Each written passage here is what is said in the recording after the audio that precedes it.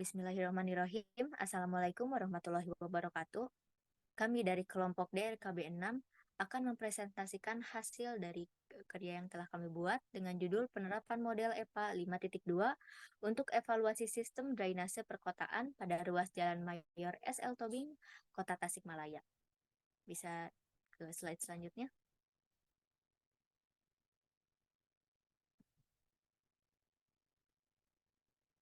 Di sini kami terdiri dari 5 orang dengan saya sendiri yaitu Lutfia Sania Isyan dengan NPM 217011008, ada Rizal Arifatur Rahman dengan NPM 217011010, ada Mentari Pagi Febriana dengan NPM 217011013, ada Rui dengan NPM 217011043, dan yang terakhir ada Laska Aurelia Agustina dengan NPM 217011071.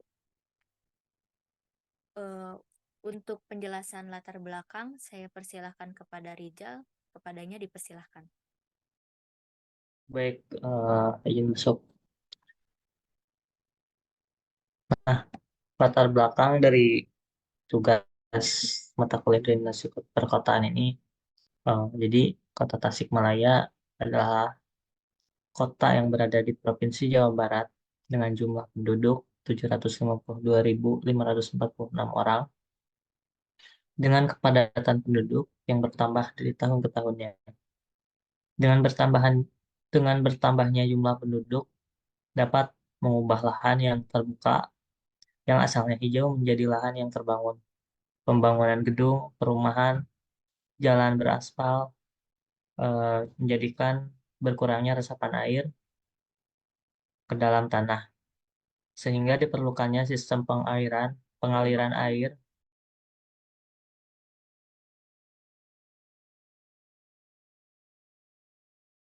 dari wilayah perkotaan ke sungai yang agar tidak mengurangi resapan dari air hujan. Apabila air hujan gagal terserap ke tanah dalam jumlah banyak, maka akan mengenang dan berpotensi mengakibatkan banjir. Jadi, berdasarkan permasalahan di atas, perlu dilakukannya evaluasi terhadap sistem drainase eh, yang ada untuk menanggulangi banjir. Adapun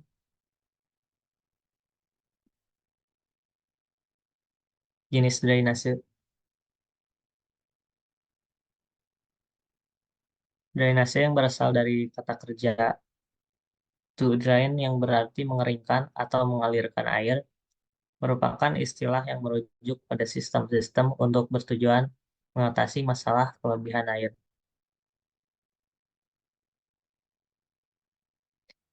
Eh,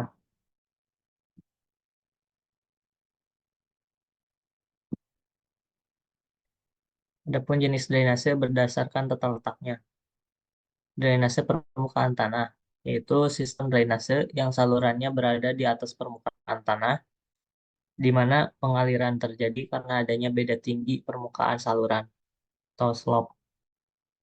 Sedangkan drainase bawah permukaan, yaitu sistem yang dialirkan di bawah tanah atau di tanam, biasanya disebabkan karena faktor artistik atau faktor kondisi, di mana dalam areal drainase tersebut tidak memungkinkan untuk mengalirkan air di atas permukaan tanah seperti pada lapangan olahraga, lapangan terbang, taman kota, dan lain-lain. Slide selanjutnya, jenis drainase berdasarkan fungsinya. Ada drainase single purpose, yaitu drainase yang berfungsi mengalirkan satu jenis air, air buangan, misalnya air hujan atau limbah.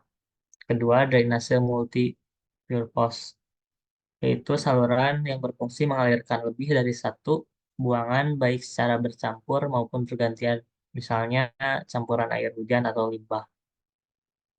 Selanjutnya, jenis drainase berdasarkan konstruksinya. Terbagi menjadi dua, yaitu jenis drainase terbuka, yaitu saluran yang permukaan airnya terpengaruh dengan udara luar, sedangkan drainase tertutup, sistem salurannya permukaan airnya tidak terpengaruh dengan udara luar. Selanjutnya,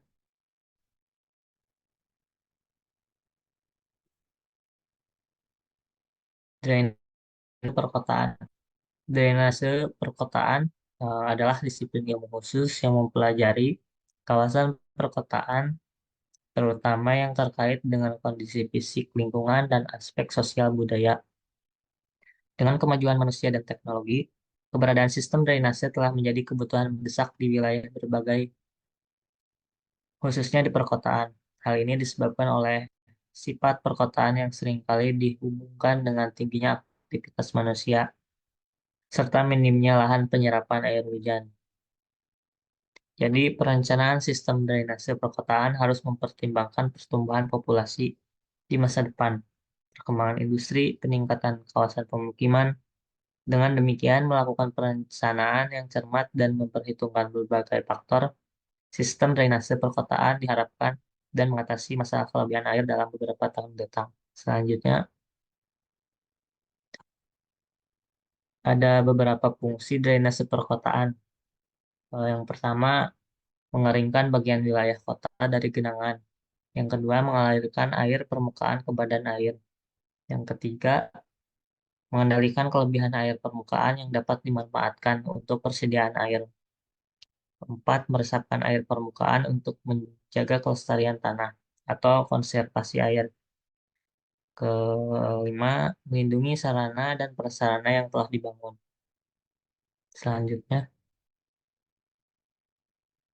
berdasarkan fungsi layanannya, eh, yang pertama ada sistem drainase lokal, yaitu saluran awal yang melayani suatu kawasan kota tertentu seperti daerah permukiman, areal pasar, dan komersial. Sistem ini biasanya melayani areal kurang dari 10 hektar.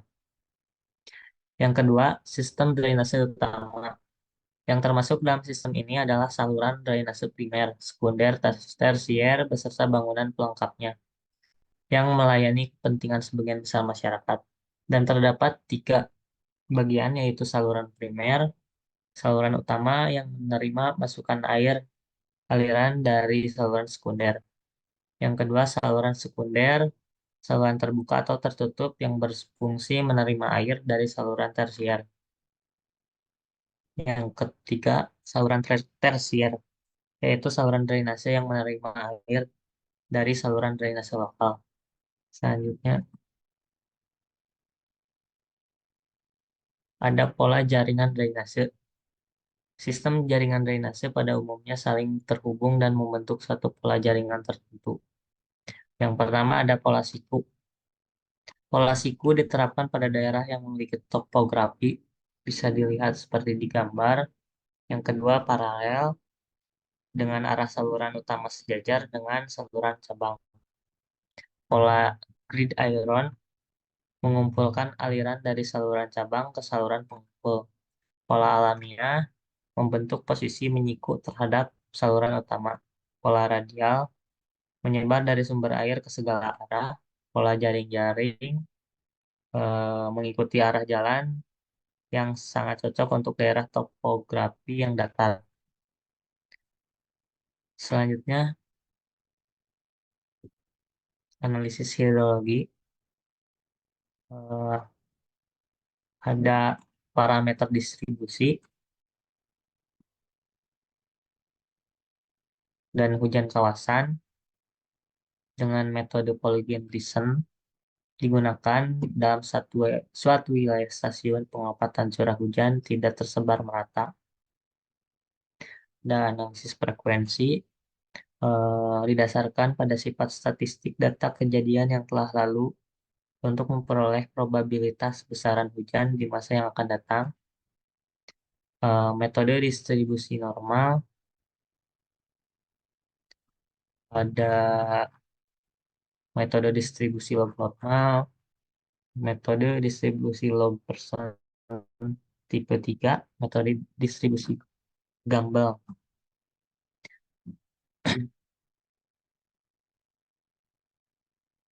Selanjutnya ada pemilihan jenis kesebaran.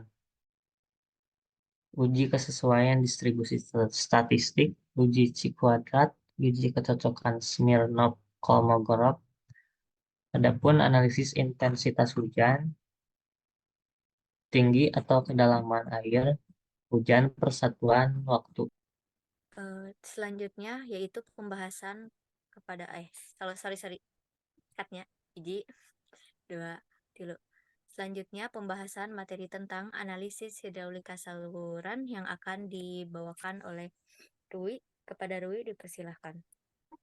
Baik, terima kasih kepada moderator. Mengenai analisis hidraulika saluran, dibagi menjadi dua, yaitu analisis saluran terbuka dan analisis saluran tertutup. Analisis saluran terbuka merupakan aliran dalam saluran terbuka maupun saluran tertutup yang mempunyai permukaan bebas yang disebut aliran permukaan bebas atau free surface flow, atau aliran saluran terbuka yaitu open channel flow. Permukaan bebas mempunyai tekanan sama dengan tekanan atmosfer jika pada aliran tidak terdapat permukaan bebas dan aliran dalam saluran penuh. Aliran yang terjadi disebut aliran dalam pipa atau pipe flow atau aliran tertekan pressure jet flow menggunakan persamaan Bernoulli. Kemudian, saluran terbuka dapat berupa saluran alamiah atau buatan, galian tanah dengan atau tanpa lapisan penahan yang terbuat dari pipa, beton, batu, bata, atau material lain. Kemudian ada juga yang berbentuk persegi, segitiga, trapesium, lingkaran, tapal kuda, atau tidak beraturan. Bentuk-bentuk saluran terbuka, baik saluran buatan maupun alamiah, dapat dilihat seperti pada gambar. Pada gambar terdapat macam-macam saluran yang berbentuk trapesium, persegi, lingkaran, kemudian segitiga, dan setengah lingkaran. Selanjutnya, aliran saluran tertutup. Dalam saluran tertutup dapat terjadi aliran bebas maupun aliran tertekan pada saat yang berbeda. Misalnya, pada gorong-gorong untuk drainase, pada saat normal alirannya bebas, sedangkan pada saat banjir, karena hujan tiba-tiba air akan memenuhi gorong-gorong sehingga alirannya tertekan. Hal yang sama dapat juga ditemui pada ujung saluran tertutup, yang satu terjadi aliran bebas, sementara ujung yang lain alirannya tertekan. Kondisi ini dapat terjadi jika ujung hilir saluran terendam atau submerged. Selanjutnya, kekerasan saluran dan kemiringan dasar saluran. Koefisien kekasaran saluran tergantung dari macam-macam jenis saluran, baik berupa saluran tanah maupun dengan pasangan. Kemiringan dasar saluran arah memanjang dipengaruhi kondisi topografi serta tinggi tekanan yang diperlukan untuk adanya pengaliran sesuai dengan kecepatan yang diinginkan. Seperti pada layar tertera koefisien kekasaran Manning sesuai kondisi saluran. Selanjutnya,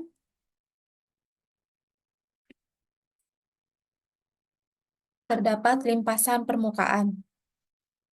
Air hujan yang mengalir di atas permukaan lahan dan menuju saluran drainase serta akhirnya ke sungai disebut limpasan permukaan. Terdapat juga tabel standar perencanaan saluran drainase. Kemudian ada waktu konsentrasi yang dapat juga dihitung dengan membedakan menjadi dua komponen, yaitu inlet time atau T0, yaitu waktu yang diperlukan oleh air untuk mengalir di atas permukaan tanah menuju saluran drainase.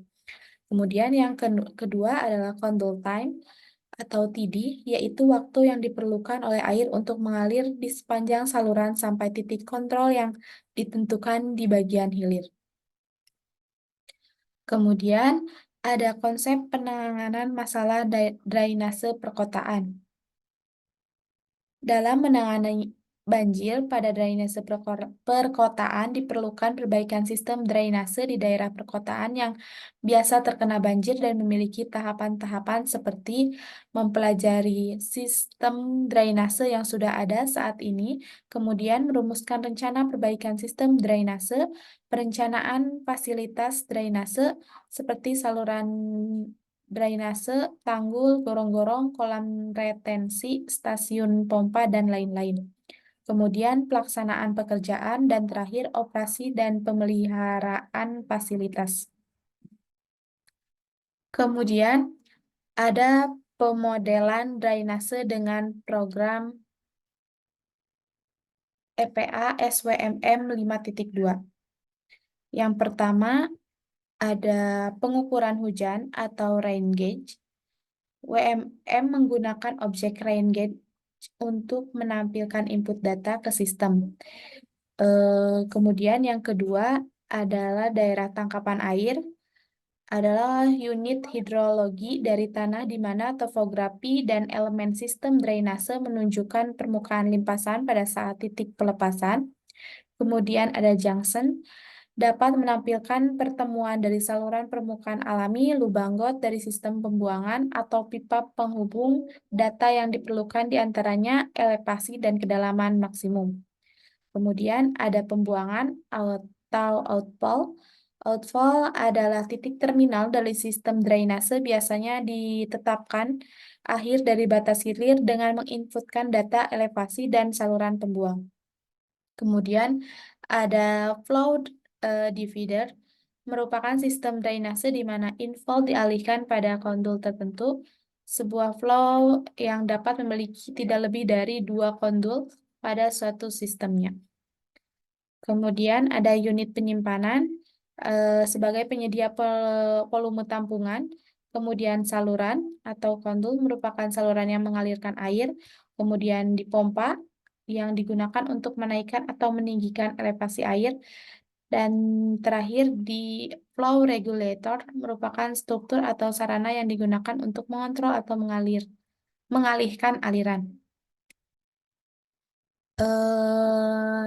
Di sini terdapat lokasi penelitian untuk tugas mata kuliah drainase perkotaan yang dilakukan pada Jalan Mayor SL Tobing. Jalan ini merupakan jalan dengan tingkat kepadatan lalu lintas yang lumayan padat, dikarenakan jalan ini merupakan jalan yang menghubungkan ke pusat kota, yaitu Jalan KHZ Mustafa. Permasalahan yang terjadi di lokasi penelitian adalah kondisi saluran yang tidak berfungsi dengan baik, sehingga menyebabkan jika air hujan turun dengan tinggi akan meluap ke sekitar Jalan Mayor SL Tobing yang mengakibatkan banjir pada saat hujan yang cukup ekstrim.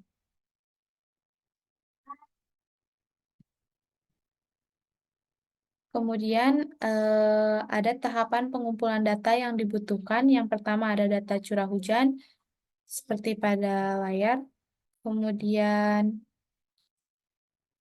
pada peta topografi diperlukan untuk menentukan arah aliran air, rainfall, dan elevasi pada lokasi penelitian sehingga diperoleh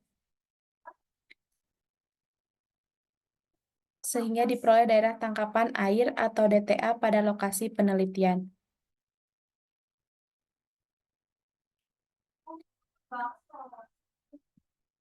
Kemudian ada tahapan analisis hidrologi yang didesain dalam bentuk flowchart dan analisis kapasitas saluran drainase. Kemudian pemodelan alternatif banjir, analisis menggunakan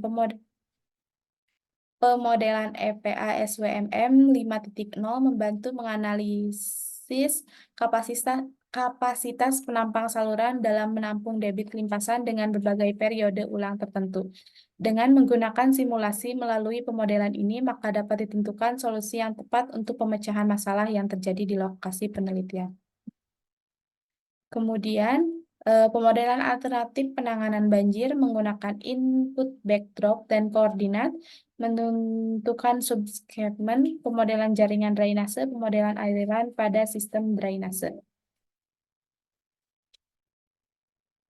Kemudian, penentuan daerah tangkapan air atau catchment area.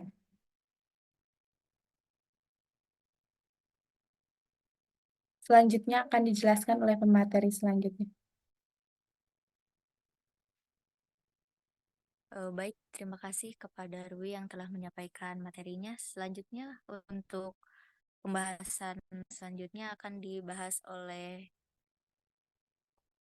Mentari, kepada Mentari dipersilakan.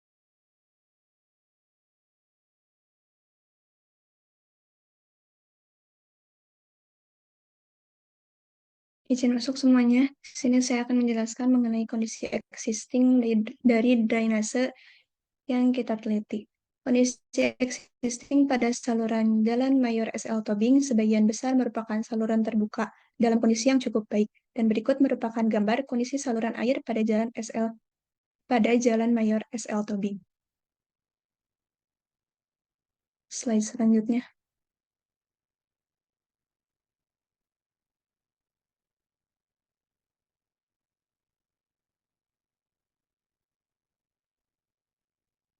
Lanjut.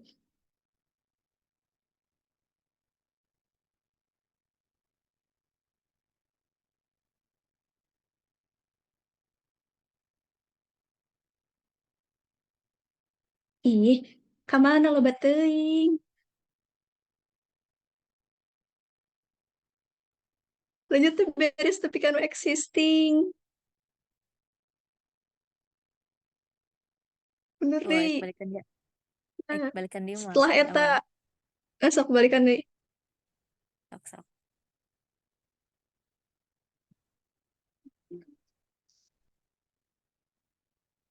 Soknya. Guys, sok. Baik, terima kasih kepada Rui yang telah menyampaikan materinya. Untuk pemateri selanjutnya yaitu Mentari, kepada Mentari dipersilahkan. Izin masuk, di sini saya akan menjelaskan mengenai kondisi existing dari drainase yang kita teliti. Untuk kondisi existing pada saluran Jalan Mayor SL Tobing, sebagian besar merupakan saluran terbuka dan dalam kondisi yang cukup baik. Dan berikut merupakan gambar kondisi saluran air pada Jalan Mayor SL Tobing tertera pada layar. Slide selanjutnya.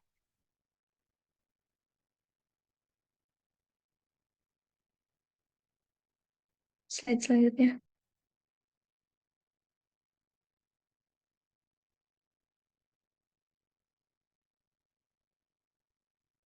Pertama kita akan melakukan analisis hidrologi. Analisis hidrologi dalam penelitian ini mempunyai tujuan untuk menghitung curah hujan rencana pada periode ulang kalau 2 tahun, 5 tahun, 10 tahun, 25 tahun, dan 100 tahun.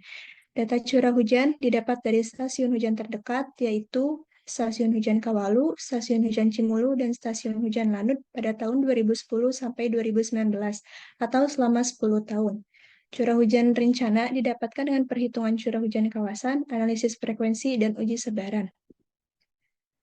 Curah hujan kawasan.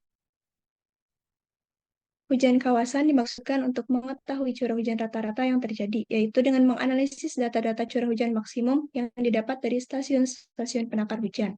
Data curah hujan diperlukan untuk mendapatkan angka debit banjir rencana. Data curah hujan yang digunakan merupakan data curah hujan stasiun Kawalu, data curah hujan stasiun Cimulu, dan data curah hujan stasiun Lanud. Data curah hujan stasiun-stasiun pengaruh tersebut dapat dilihat pada layar berikut ini. Untuk mengetahui curah hujan rata-rata dan cakupan luasan pada daerah tangkapan air, maka dilakukan menggunakan metode Polygon-Thiessen. Adapun stasiun curah hujan yang digunakan untuk membentuk dengan bantuan program ACIS yaitu Stasiun Hujan Kawalu, Stasiun Hujan Cimulu, dan Stasiun Hujan Lanur. Sehingga didapat luas pengaruh dari pos curah hujan Cimulu yaitu sebesar 41,84 km persegi dengan bobot 0,5%. Dan pos curah hujan Kawalu dengan luas pengaruh 22,19 km persegi dengan bobot 0,35%. Bobot tersebut digunakan untuk menghitung curah hujan harian maksimum dengan mengalikan curah hujan terbesar tiap tahunnya dengan bobot tiap pos curah hujan. Maka didapat curah hujan harian maksimum. Slide selanjutnya.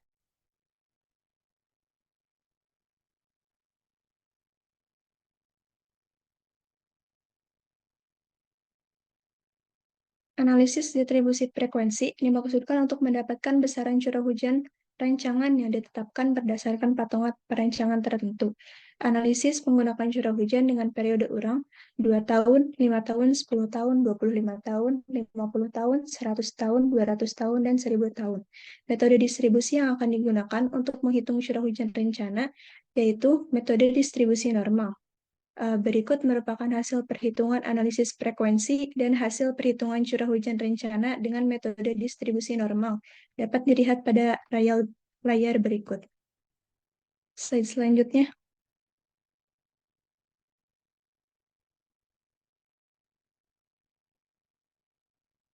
Dan berikut merupakan hasil perhitungan analisis frekuensi dan hasil perhitungan curah hujan rencana dengan metode distribusi log normal yang dapat dilihat pada layar berikut. Slide selanjutnya.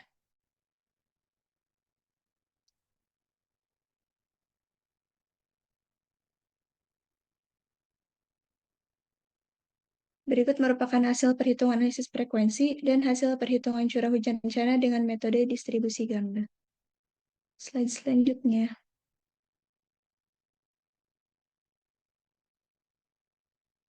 Dan ini merupakan hasil perhitungan dari analisis frekuensi dan hasil perhitungan curah hujan rencana dengan metode distribusi log persen 3 yang dapat dilihat pada layar. Hasil perhitungan nilai curah hujan rencana dari setiap metode memiliki nilai yang berbeda, sehingga harus diuji kesesuaiannya dengan sifat masing-masing jenis distribusi. Hal ini dilakukan dengan melakukan tinjauan terhadap syarat batas parameter statistik tiap distribusi. Selanjutnya, dipilih salah satu distribusi yang memiliki nilai koefisien skewness dan koefisien kurtosis yang sesuai dengan syarat batas. Dari perhitungan yang telah kita lakukan dengan syarat pemilihan distribusi, maka terpilihlah distribusi Gumbel dan distribusi log persen 3 yang memenuhi syarat. Slide selanjutnya. Untuk uji kecocokan sebaran, terdiri dari uji Cik kuadrat dan Smirnov-Kolmogorov. Untuk uji Cik kuadrat, dilakukan kalang jumlah kelas dan menghitung derajat kebebasan.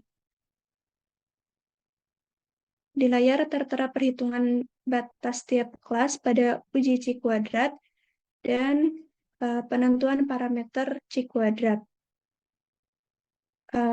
Untuk uji kecocokan sebaran menggunakan Cik kuadrat setelah perhitungan yang telah kami lakukan dengan syarat X kuadrat hitung kurang dari X kuadrat CR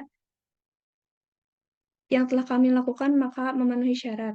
Kemudian untuk uji kecocokan Smirnov-Kolmogorov yang sering disebut juga uji kecocokan non-parametrik karena pengujiannya tidak menggunakan fungsi distribusi tertentu. Di layar tertera hasil perhitungan uji Smirnov-Kolmogorov. Dengan perhitungan yang telah kami lakukan, maka uji Smirnov-Kolmogorov memenuhi syarat. Slide selanjutnya.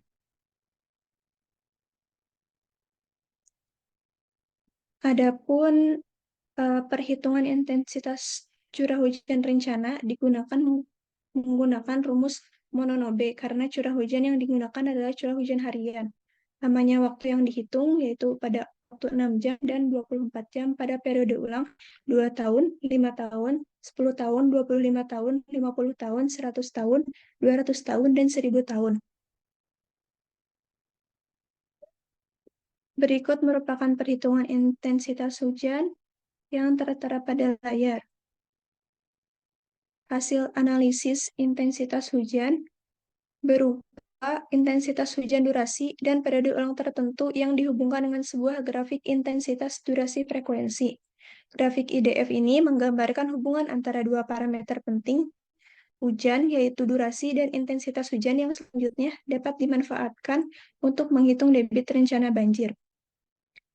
Grafik IDF memperlihatkan bahwa intensitas hujan yang tertinggi berlangsung dengan durasi pendek. Hal ini menunjukkan bahwa hujan dengan intensitas tinggi pada umumnya berlangsung dalam jangka waktu singkat, sedangkan hujan dengan intensitas rendah berlangsung dalam waktu lama.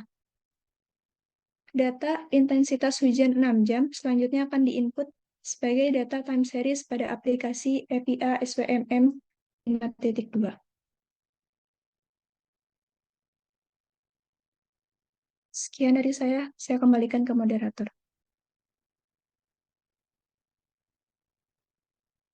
Baik, terima kasih kepada Mentari yang telah menyampaikan materi yang telah disampaikan. Selanjutnya, masuk ke bagian analisis SWMM EPA 5.2. Kepada Laska, dipersilahkan. Terima kasih kepada moderator yang telah mengizinkan saya untuk memaparkan mengenai pemodelan pada EPA SWMM 5.2. Di sini saya akan menjelaskan mengenai pemodelan EPA SWMM 2 untuk kondisi existing dan untuk kondisi desain ulang dari model yang existing. Analisis menggunakan pemodelan EPA SWMM 5.2 membantu untuk menganalisis kapasitas penampung saluran dalam menampung debit air limpasan dengan berbagai periode ulang tersebut. Dengan menggunakan simulasi melalui pemodelan ini, maka dapat ditentukan solusi yang tepat untuk memecahkan suatu masalah yang terjadi di lokasi penelitian.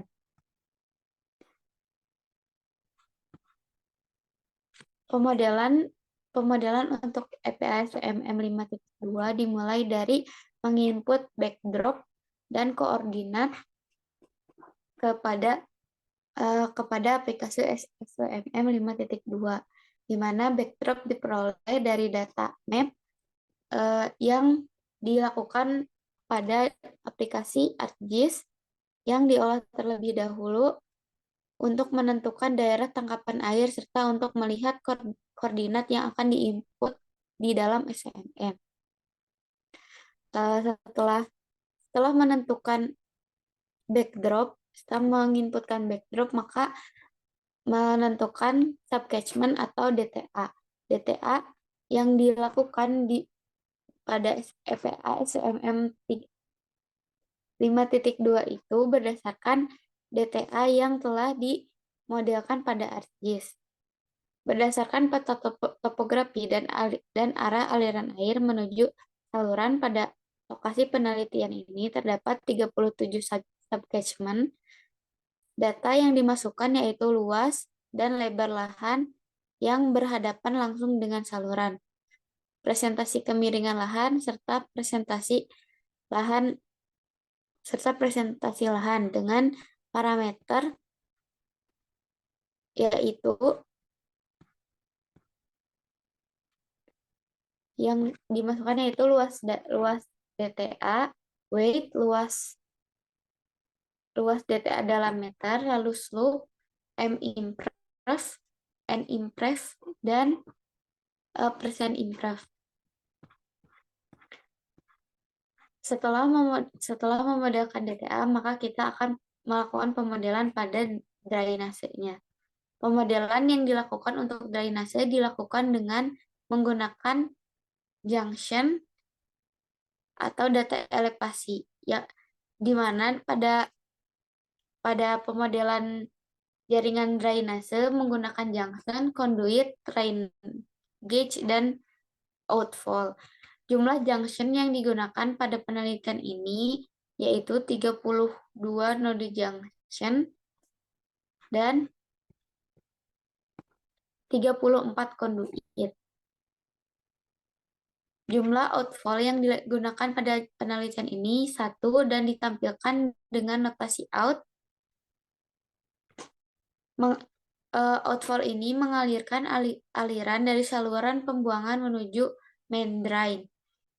Data rain gauge yang dimasukkan adalah data curah hujan yang telah diolah menjadi intensitas hujan berjam-jam dan diinputkan melalui time series. Data intensitas hujan yang diinputkan yaitu data intensitas hujan jam-jaman selama 6 jam dan periode ulang selama 5 tahun.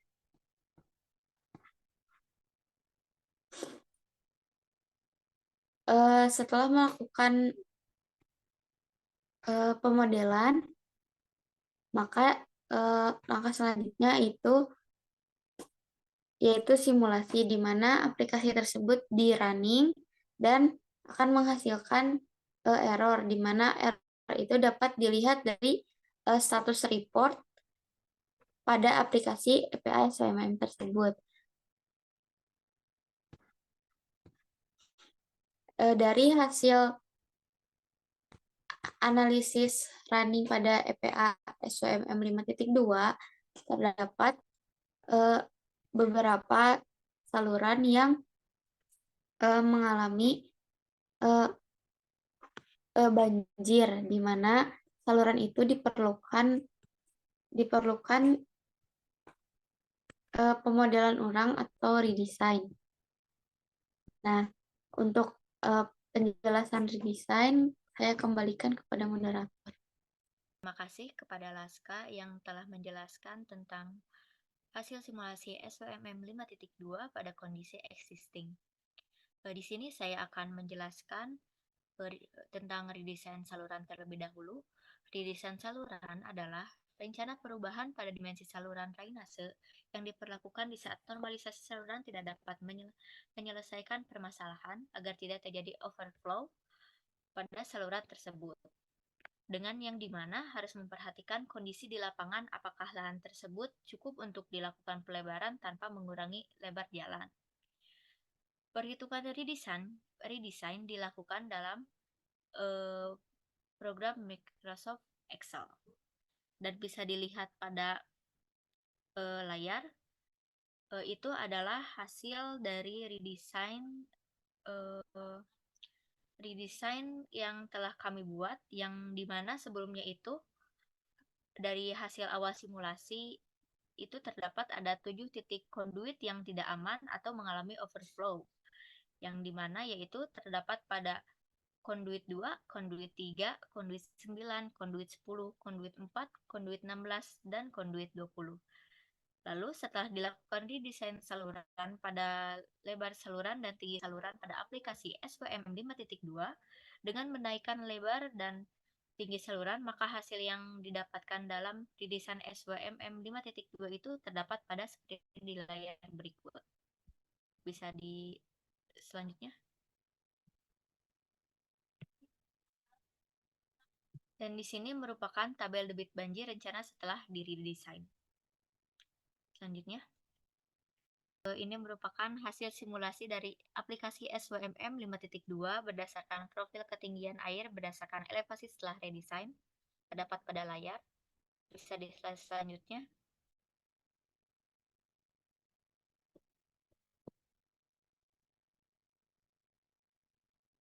Error.